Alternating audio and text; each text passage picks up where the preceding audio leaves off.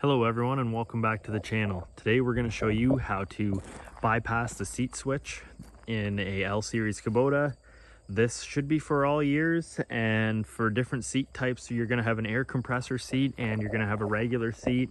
Some people with air compressor seats don't have the option to flip up the seat and get rid of the seat bypass. When they have an air ride seat, you can't do that.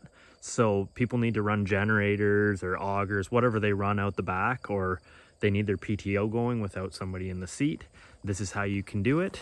Or if you're like us, you like to be able to stand up in the seat so you can see what's going on at the forks, because when you're sitting down, you can't see anything. So, and then when you go to drive ahead off your seat, the tractor stalls. It's all safety features. This is all at your own risk to do, but this is how I did it, so you can return it to factory very easily without a lot of work. So if you have an air ride seat like this, you're gonna have 4 wires, and a regular seat, you're just gonna have 2 wires. So basically the air ride seat, you got coming in, you got a red and black for your power and ground for your air ride, and your black and blue, when you stand up, basically it opens up the circuit and you need that circuit closed. So what I've done is I've taken a male and a female butt connector and I've put them in there so I can reconnect this.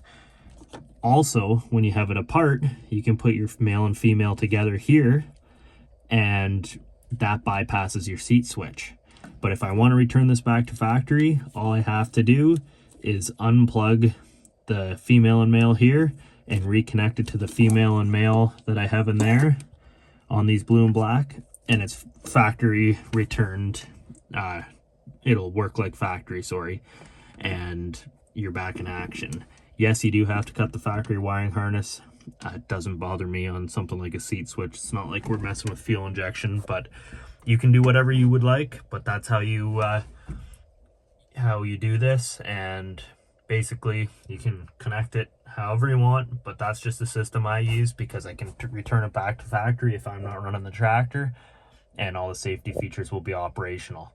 But that's how you bypass the seat switch in an L series Kubota.